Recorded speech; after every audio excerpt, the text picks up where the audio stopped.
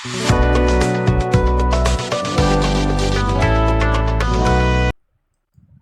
Guys. So this is Manjeet Maurya and guys, आज के video में हम लोग अष्टांग हृदय सूत्र स्थान का पहला अध्याय आयुष्कामी अध्याय स्टार्ट करने जा रहे हैं। अब से हम रेगुलर बेसिस पे अष्टांग हृदय के सारे अध्याय के धीरे धीरे पूरा अध्याय कंप्लीट करते जाएंगे। तो बने रहिए चैनल पे। और आज से स्टार्ट करते हैं। पहला अध्याय आज हम चालू कर रहे हैं जिसका नाम है आयुष्कामी अध्याय। इसमें आयुष के बारे में बताया गया कि आयु जो लोग आयुष की कामना करते हैं, अच्छे जीवन की कामना करते हैं, उनको आयुष के किन किन उपदेशों का पालन करना चाहिए जिसकी वजह से उनकी आयु दीर्घ हो। तो इन सब का पालन करना चाहिए। ये सारी चीज़ें देखेंगे। चलिए स्टार्ट करते हैं। देखते हैं सबसे पहले आयुर्वेद के बारे में। तो सबसे पहला श्लोक इसमें देखते हैं पहले अध्याय में। आयु कामे या माने न धर्मार्थ सुख साधनम आयुर्वेदोपदेशेषु विधेय परमादरम। तो इसमें क्या बताया गया कि आयुर्वेद का प्रयोजन क्या है, इसके बारे में बताया गया है। तो जैसा कि हम जानते हैं कि जो पुरुष हैं उसके 3 पुरुषार्थ या 4 पुरुषार्थ माने गए हैं, लेकिन उनमें से 3 पुरुषार्थ उनके जीवन में उनको हासिल करने रहते हैं, जैसे धर्म अर्थ सुख। ये जो 3 पुरुषार्थ है नामक इन 3 पुरुषार्थ का साधन, मतलब इनको सिद्ध करने का साधन सिर्फ आयु है। इसीलिए जो आयु की कामना करते हैं उन पुरुषों को चाहिए कि वो आयुर्वेद द्वारा निर्दिष्ट उपदेशों का परम आदर या फिर विशेष प्रकार से आदर या परमादर उनको करना चाहिए। तभी उनका क्या होगा, आयु सुखायु रहेगी या फिर आयु दीर्घ रहेगी, जिससे वो धर्म अर्थ सुख आदि पुरुषार्थों का लाभ ले सकेंगे। ठीक है, इसके बाद आगे देखते हैं। तो आगे हम आयुर्वेद का जो अवतरण है कैसे हुआ है उसके बारे में देखेंगे। तो ब्रह्मा स्मृत्वा आयुषो वेदम प्रजापति मजीग्रहत स अश्विनो तो सहस्त्रांचम स अत्रिपुत्र विकान मुनीन ते अग्निवेशादि कांसदेव दो पृथक तंत्राण तेनिरे। तो इसमें बताया गया है कि सबसे पहले ब्रह्मदेव ने क्या किया, उन्होंने आयुर्वेद का स्मरण किया। फिर उस आयुर्वेद का ज्ञान उन्होंने प्रजापति दक्ष को दिया, प्रजापति को दिया। फिर प्रजापति ने ये आयुर्वेद का ज्ञान 100 अश्विनों, जो 2 अश्विनों भाई थे, उनको दिया और उनसे यह ज्ञान आयुर्वेद का सहस्त्रांश मतलब इंद्रदेव ने धारण किया। फिर इंद्रदेव ने अत्रिपुत्र कान मुनि मतलब अत्रिपुत्र आदि मुनियों को आयुर्वेद का ज्ञान प्रदान किया। इसके बाद ये इन मुनियों ने अपने अपने शिष्यों को आयुर्वेद का ज्ञान दिया। फिर उन्होंने क्या किया, अपना अपना ग्रंथ या फिर तंत्र विस्तारित किया और अलग अलग तंत्रों के द्वारा आयुर्वेद शास्त्रों की रचना की। ठीक है, इसके बाद देखते हैं कि अष्टांग हृदय क्या है। ठीक है, अष्टांग हृदय के बारे में क्या उसका स्वरूप क्या है, कैसे उसका संगठन है, ये सारी चीजें देखेंगे। तो तेभ्य अति प्रकृड़ेप्य प्राय सार तरुचय कृते अष्टांग हृदय न अति संचेप विस्तार। तो अष्टांग हृदय का स्वरूप बताते हुए महर्षि वाग्भट का कथन है कि क्या होता है, इधर उधर बिखरे हुए जो प्राचीन तंत्रों के विषय थे उनके उत्तम या सार भाग को उन्होंने क्या किया, संग्रह किया, उनका संगठन किया। फिर उससे एक प्रमुख ग्रंथ बनाया अष्टांग हृदय।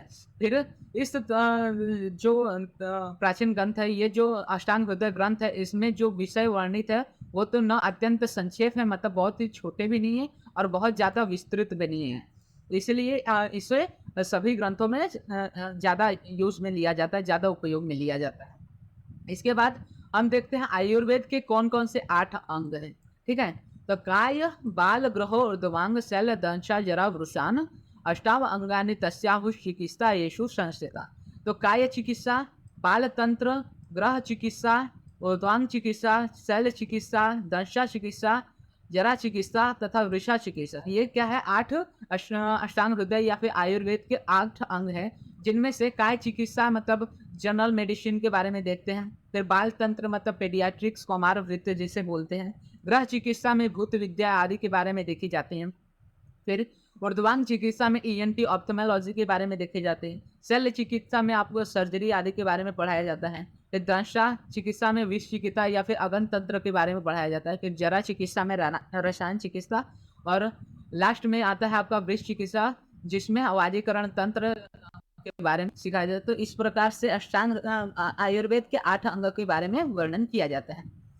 सबसे पहले हम देखते हैं, उसके बाद देखते हैं और सारे जो विषय बताए गए हैं। उनमें से अब आता है कि दोष का वर्णन। सबसे पहले हम लोग ने क्या-क्या पढ़ा? आयुर्वेद का वर्णन, फिर उसके बाद अष्टांग हृदय का वर्णन, आयुर्वेद अवतरण पढ़ा, फिर उसके बाद देखा हम लोग ने आयुर्वेद के कौन-कौन से 8 अंग। अब हम देखेंगे दोषों के वर्णन के बारे में। तो दोषों का वर्णन करते हुए बताया जाता है कि वायु, पित्तम, कफश, शयति, त्रयोदोषा समत्सता। तो आयुर्वेद में संक्षिप्तः 3 दोष माने जाते हैं, वात, पित्त और कफ। तो ये 3 दोष क्या है? संक्षिप्तम माने गए हैं आयुर्वेद शास्त्र में। इसके बाद इन दोषों की स्थिति के हिसाब से शरीर में उनके क्या असर होते हैं, क्या प्रभाव पड़ते हैं, उसके बारे में बताया गया है। तो विकृता अविकृता देहम घ्नन्ति ते वर्तयन्ति च। तो जब ये दोष क्या होते हैं, विकृत अवस्था में रहते हैं तो देह को घ्नन करते हैं, देह को हानि पहुंचाते हैं, और जब अविकृत अवस्था में रहते हैं तो ये देह का तर्पण करते हैं, देह को बनाए रखते हैं। तो ये तीनों वात आदि दोष विकृत अवस्था में शरीर का विनाश कर देते हैं और अविकृत अवस्था में जीवन दान करते हैं, अतः स्वास्थ्य संपादन उन्हें करने में सहायक होते हैं। उसके बाद दोषों के स्थान के बारे में बताया गया है। तो देव व्यापिनो अपि हृन्नाभ्योर अधोर मध्यो ऊर्ध्व संश्रयः। ठीक है, तो इसमें बताया गया है कि जो दोष है वो कहाँ कहाँ व्यापित है। तो सबसे पहले हृद, फिर नाभि, हृद, नाभ्य, उरह। तो हृदय में आपका हृदय, नाभ्य, उरह, इस तरह से अलग अलग शरीर के भाग में ये दोष समस्त शरीर में व्याप्त रहते हैं।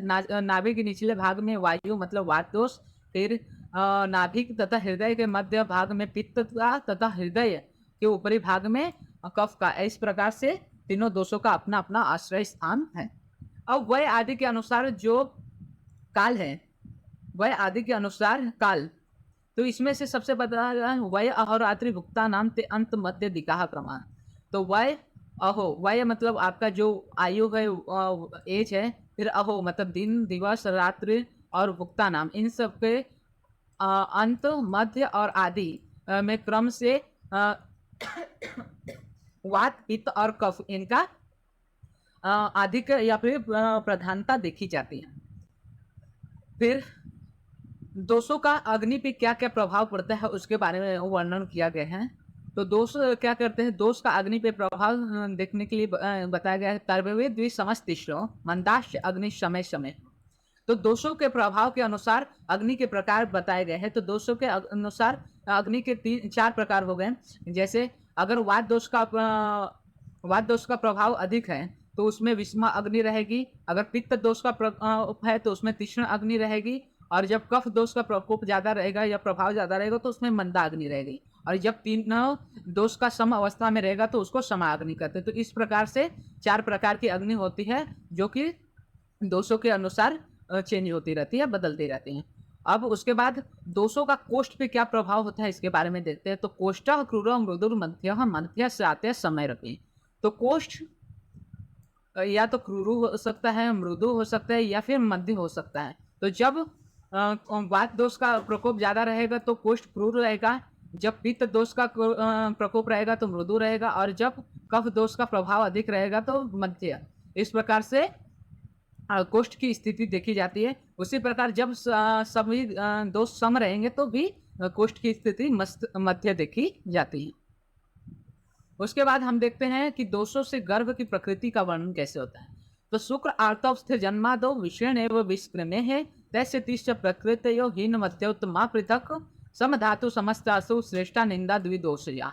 तो शुक्र आर्तव स्थिर जन्मादो, तो जब शुक्र और आर्तव का जन्म के समय जैसी प्रकृति उनमें रहती है उसी प्रकार से जिस दोष का उस समय ज्यादा प्रकोप रहता है या प्रधानता रहती है उसी प्रकार से हीन, मध्य और उत्तम ऐसे अलग अलग प्रकार की प्रकृतियों का निर्माण होता है।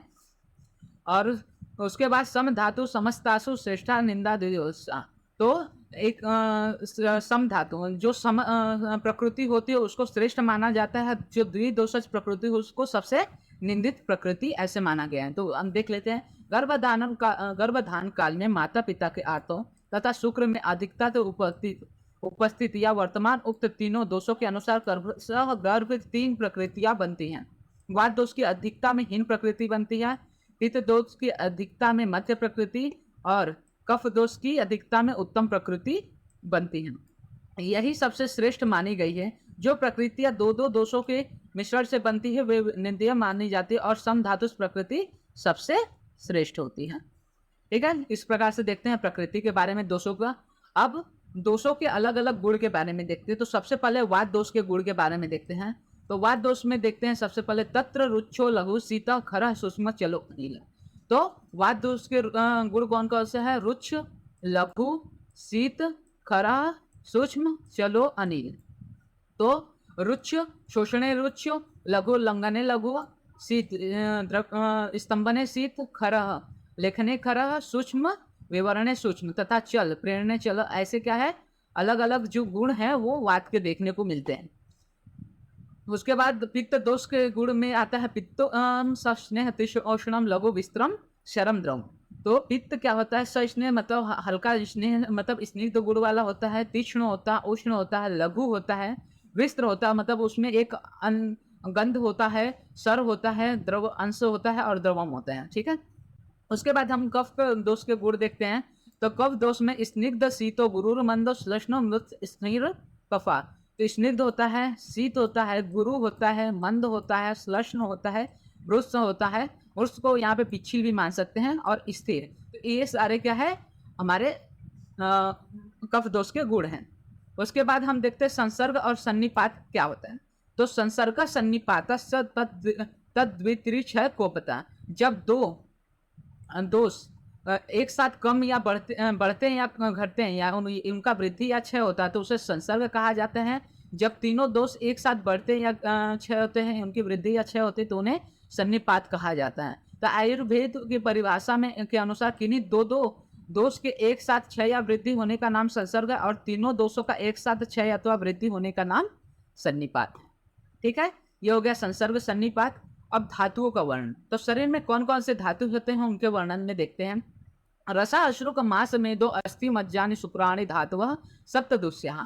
तो रस मतलब रस हो गया आपका, अश्रुक मतलब रक्त, मास, मेद, अस्थि, मज्जा, शुक्र, ये 7 धातु होते हैं और इन्हें दुष्य कहा जाता है। अब क्या है कि जो ये धातु है जब प्रकोपित दोष के प्रभाव में आते तो ये दूषित हो जाते हैं, तो वो दोषों द्वारा दूषित होने के कारण इनका नाम दुष्य पड़ा है। इसलिए 7 दुष्य होते हैं या फिर 7 धातु होते हैं जो कि रस, रक्त, मांस, मेद, अस्थि, मज्जा और शुक्र हैं। ठीक है, इसके बाद मलों का वर्णन देखते हैं। तो मला मूत्र, सकृद, स्वेदादयो अपिच। तो मल में आते हैं मूत्र, सकृद और स्वेद। ये 3 प्रमुख जो है मल शरीर में देखे जाते हैं। इसके बाद हम देखते हैं दोष धातु और मलों की वृद्धि एवं किस प्रकार से होती है, उन पर क्या प्रभाव होता है। तो वृद्धि समान सर्वेशम विपरीत विपर्य है।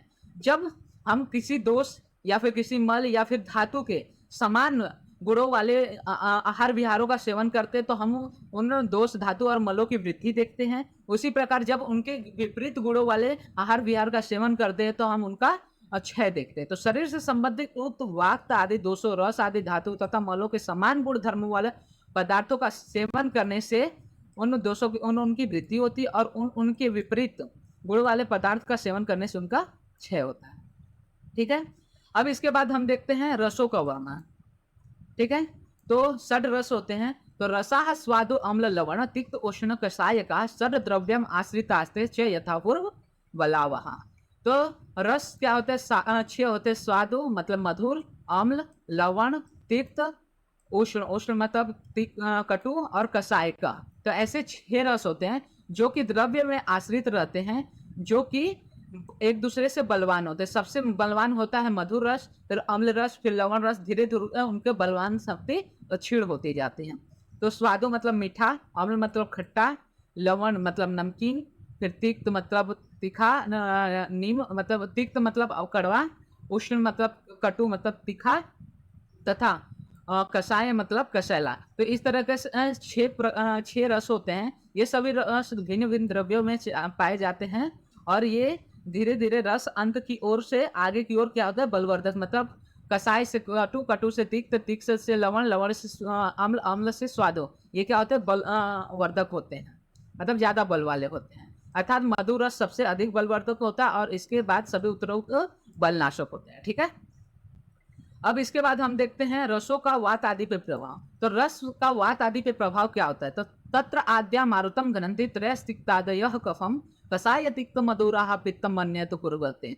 तो जो तत्राद्या मतलब पहले तीन जो रस होते हैं वो तो घनंती मतलब वात को नष्ट करते हैं और कफ को बढ़ाते हैं। फिर त्रैस तिक्ताद उसके बाद जो तीन रस होते हैं वो क्या करते हैं, कफ का नाश करते हैं और वात को बढ़ाते हैं। और कसाय तिक्त मधुरहा ये क्या करते हैं, पित्त का नाश करते हैं। और इसके बाद इनके अलावा जो रहते हैं वो उनको बढ़ाते हैं, उनको क्रमशः बढ़ाते हैं, उनको बलवान करते हैं। तो इसमें बताया गया प्रथम तीन जो होते हैं मधुर अम्ल लवण रस वो वात दोष को नष्ट करते हैं। तिक्त कटु कषाय ये कफ दोष को नष्ट करते हैं। कषाय तिक्त मधुर ये पित्त को नष्ट करते हैं। इसके विपरीत रस वाला पित्त कफ दोषों को बढ़ाता है। ठीक है, इसके बाद द्रव्य का वर्णन देखा गया है। तो द्रव्य के वर्णन में तीन प्रकार के द्रव्य पाए जाते हैं, समनम कोपनम स्वस्थ हितम द्रव्यम इति त्रिधा। तो समनम द्रव्य, कोपनम द्रव्य और स्वस्थ हितम द्रव्य, इस प्रकार से तीन द्रव्य होते हैं। तो समन मतलब जो वातातीत दोषों का शमन उनको शांत करने का कार्य करते हैं, और कोपनम जो वातातीत दोषों को कुपित करते हैं, और स्वस्थ हितम जो स्वास्थ्य लाभ को बनाए रखते हैं, स्वास्थ्य को बनाए रखने वाला कार्य करते हैं। तो ऐसे तीन प्रकार से दोष देखे जाते हैं। फिर आगे देखते हैं। तो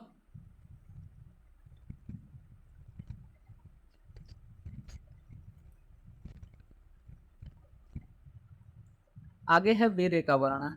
अब वीर्य क्या होता है, तो जिस गुण से क्या करते हैं ये द्रव्य शरीर पे अपने अलग अलग प्रभाव दिखाते हैं उनको वीर्य कहते हैं। तो वीर्य इसमें दो प्रकार के बताए गए, उष्ण शीत गुणोत्कर्षात्र वीर्य द्विधा स्मृत। तो उष्ण और शीत इस प्रकार से गुणों की अधिकता के कारण दो प्रकार का वीर्य माना जाता है।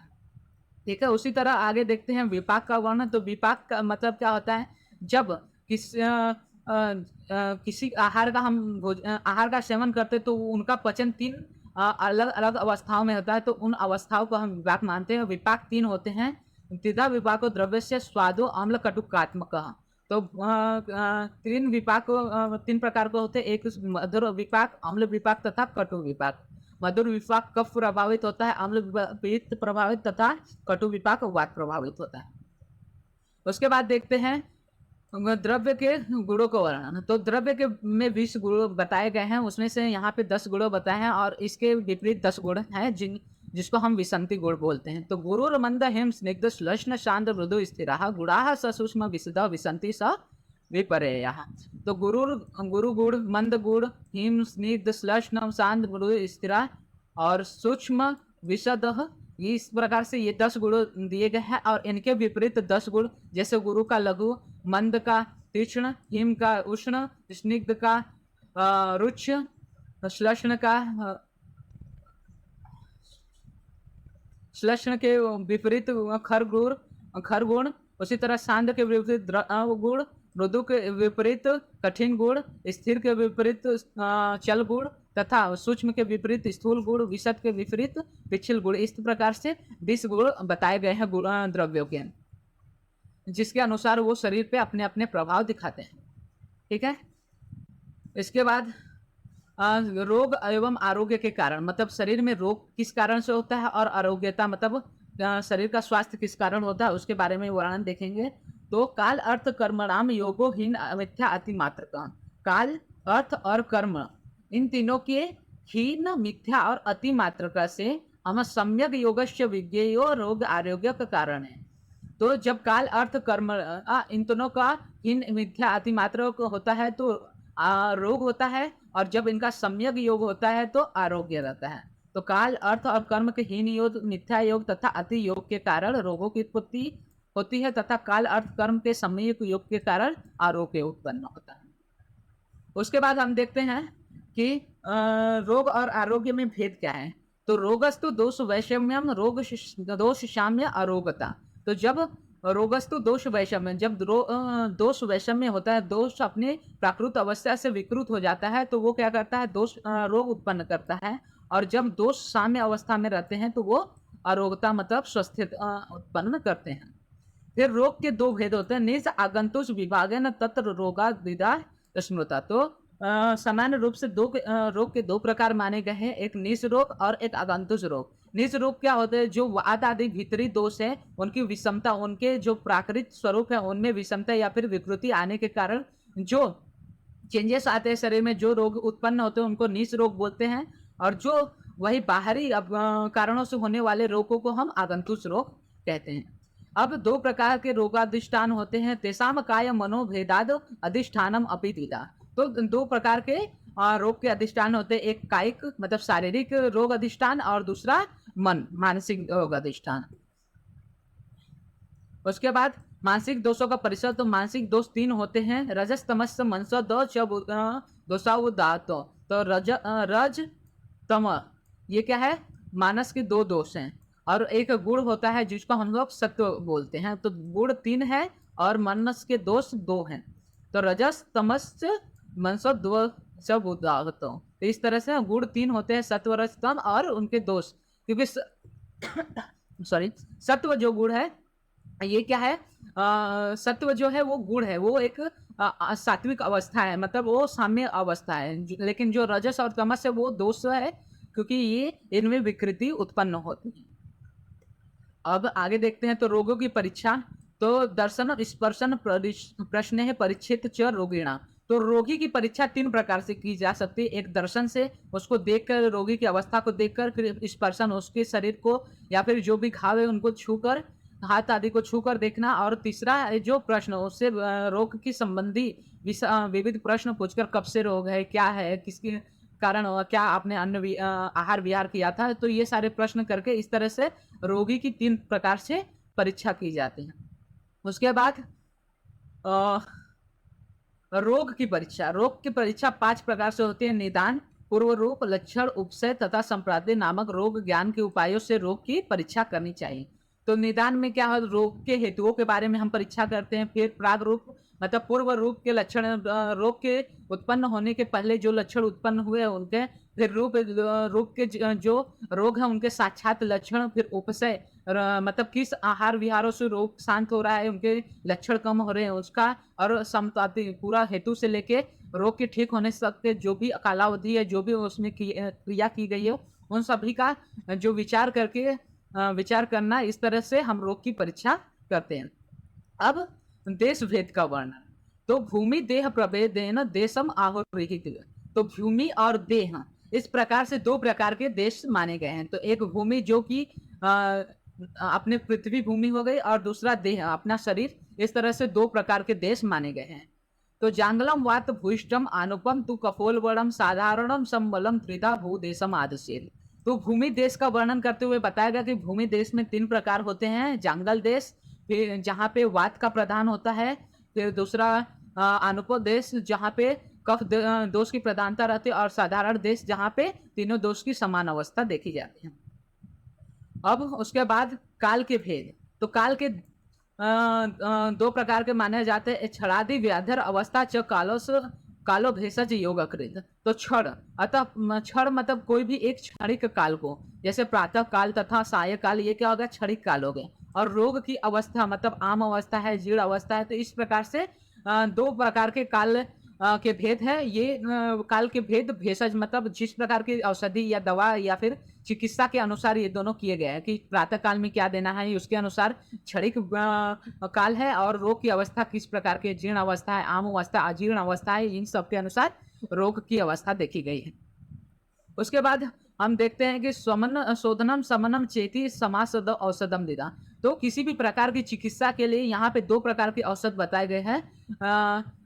रोग जो भी हो उनके दो प्रकार से चिकित्सा की जा सकती है, शोधन और समन। औषध के दो भेद बताए गए हैं, समन औषध और शोधन औषध। शोधन अर्थात शरीर से वमन विरेचन आदि विधियों से दोषों को शरीर के बाहर निकालकर दोषों को शांत करना, और दूसरा समन अर्थात उभरे हुए दोषों को शरीर के अंदर ही उपचार द्वारा शांत करना। अब शारीरिक दोषों की चिकित्सा। शारीरिक दोषों की चिकित्सा में देखते हैं कि शरीर जनानाम दोषाणाम क्रमेण प्रदम औषधम वस्तिर विरेको वमनम तथा घृतुल तैल घृतम मधु। ठीक है, तो शारीरिक संबंधित दोषों की उत्तम चिकित्सा क्रमशः वस्ती, विरेचन और वमन है। वस्ती के लिए हम लोग तेल का उपयोग करते हैं, विरेचन के लिए घृत का, तथा वमन के लिए मधु। ये तीनों क्या है, शरीर जो भी शरीर में दोष है उसके लिए सबसे परम औषध मानी जाते हैं। उसके बाद मानसिक दोषों की चिकित्सा, तो जो मानस दोष हैं उनकी चिकित्सा के लिए परम औषध क्या-क्या है उसके बारे में देखते हैं। तो धीर, धैर्य, आत्मादि विज्ञानम, मनोदो औषधम परमा। तो मन दोष के में जो विकृत दोष है उनके लिए धी मतलब बुद्धि, फिर धैर्य और आत्मा, मतलब जो भी आत्मादि का विज्ञान है, मेरा कौन हूँ मैं, या कौन मेरा है, क्या मेरा बल है, या कौन देश है, इन सब का हितैषी कौन है, सहायक कौन है, इन सब का विचार करके करना मन के जो दोष है उनके लिए परम औषध माने गए हैं।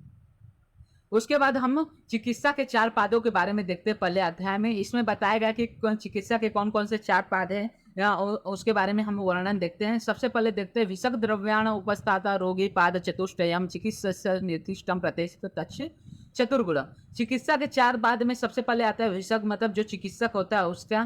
फिर उसके बाद द्रव्य मतलब औषधि।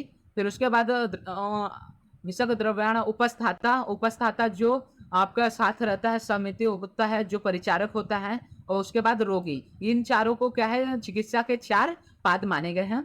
चिकित्सस्य निर्दिष्टम प्रत्येक तस्य गुणम तच्च चतुर्गुणम। तो इन सब को क्या है, चिकित्सक जो होता है निर्दिष्ट करता है उनको, निर्दिष्ट करता है उनको, ऑर्डर्स देता है उनको, आदेश देता है। और इन सभी जो 4 पाद है उन सभी चारों पादों के भी 4-4 गुण बताए गए हैं।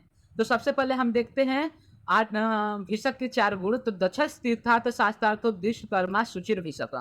जो भिषक है उसके 4 कर्म, जो 4 गुण है उसमें से सबसे पहले आता है दक्ष, मतलब चिकित्सा कर्म में वो कुशल होना चाहिए। तीर्थार्थ शास्त्रार्थ मतलब तीर्थ आचार्यों से द्वारा उसने शास्त्र का ज्ञान लिया हो।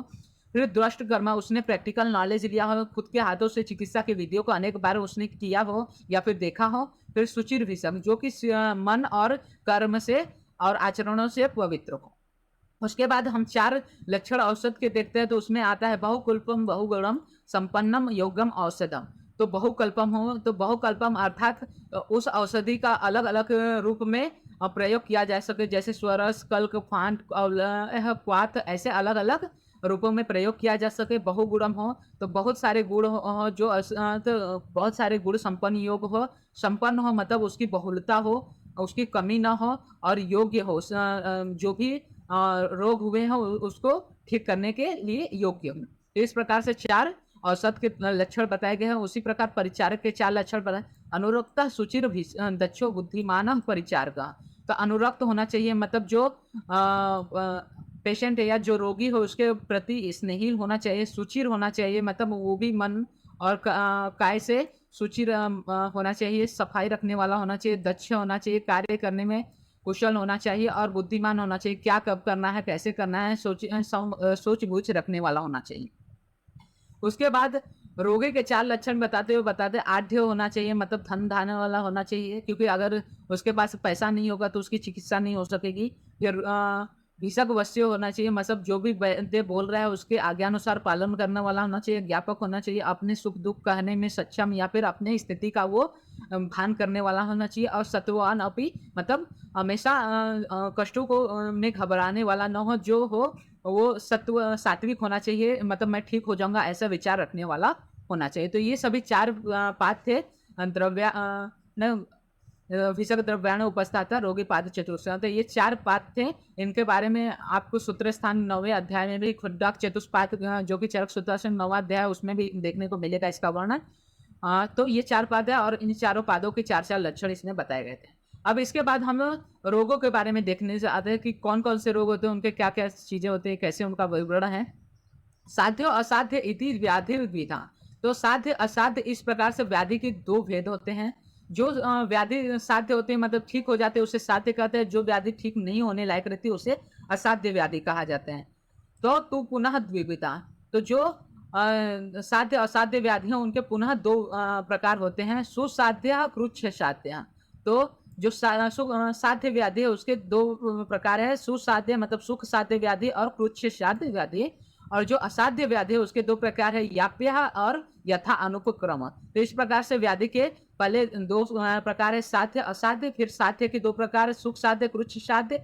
और असाध्य के 2 प्रकार है, याप्य और अनुपक्रम। तो सुख साध्य रोगों के लक्षण देखते हैं। तो सुख साध्य रोगों के लक्षण में आता है जो जितेंद्रिय होता है, जिसका रोग किसी मर्म स्थल में नहीं होता।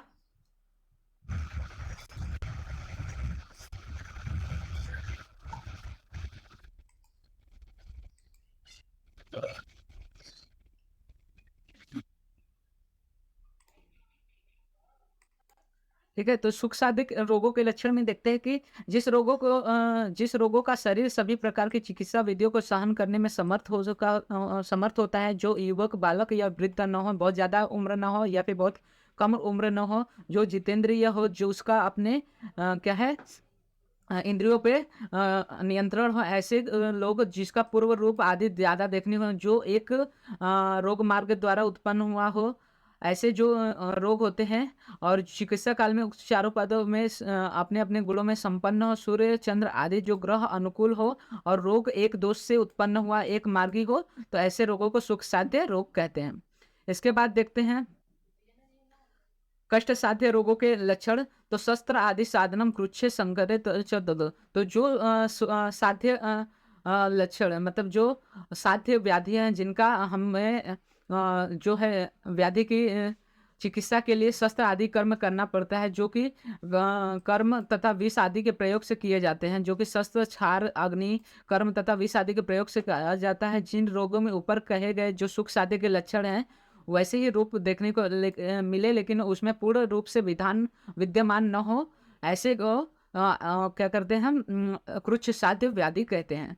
उसके बाद याप्य रोगों के लक्षण में देखते हैं तो उस रोगों को याप कहते हैं जिसमें पूर्वोक्त सुख साध्य के लक्षणों के विपरीत लक्षण, मतलब ये सिर्फ एक रोग मार्ग न हो, अनेक रोगों से उत्पन्न हुआ हो, तो इनको याप्य रोग या फिर याप्य व्याधि कहते हैं। अनुपक्रम व्याधि क्या होते हैं कि ऐसी व्याधि है जिन पे आप कोई ये नहीं किस पे कोई भी प्रकार का अनुपक्रम नहीं कर सकते या फिर उपक्रम नहीं कर सकते, इनको अनुपक्रम व्याधि कहते हैं। जो सुख साध्य लक्षणों से अत्यंत विपरीत हो और असुख के मोह अर्थी लक्षणों वाला हो, जिसमें अरिष्ट लक्षण दिखलाई दे। अरिष्ट लक्षण अर्थात जिसमें मृत्यु के निकट जाने के लक्षण दिखाई दे, ऐसे व्याधि को हम लोग अनुपक्रम व्याधि कहते हैं, जिनकी चिकित्सा अब नहीं हो सकती। ठीक है, तो ये रहा आज तक का सारी चीजें। अब हम देखते हैं लास्ट में त्याज्य रोगी क्या होता है। त्याज्य रोगी चिकित्सक को चाहिए कि निम्नलिखित प्रकार से रोगियों की चिकित्सा न करें, जिसमें राजा या महाजन द्वेष करता है, जो स्वयं अपना द्वेषी है, जो राजाओं का से द्वेष करता हो, वैद्य से द्वेष करता हो, जिसके पास चिकित्सा के योग्य साधन न हो, जो व्यग्र हो, जो चिकित्सा कराने में सक्रिय न हो, जो गतायु हो, जो अत्यंत क्रोधी हो, जो भीरु हो, कृतघ्न हो, और जो वैद्य मानी हो, फिर भी अपने आप को वैद्य समझे, तो इन लोगों को ये क्या है, त्याज्य रोगी हैं, इनकी चिकित्सा नहीं करनी चाहिए। ठीक है, तो यहाँ तक आयुष्कामी अध्याय था। आज हमारा आयुष्कामी अध्याय भी संपन्न हुआ। इसके बाद हम लोग दूसरे अध्याय और दिनचर्या अध्याय के बारे में वर्णन करेंगे, उसके बारे में पढ़ेंगे। तो आज के लिए बस इतना है। That's all.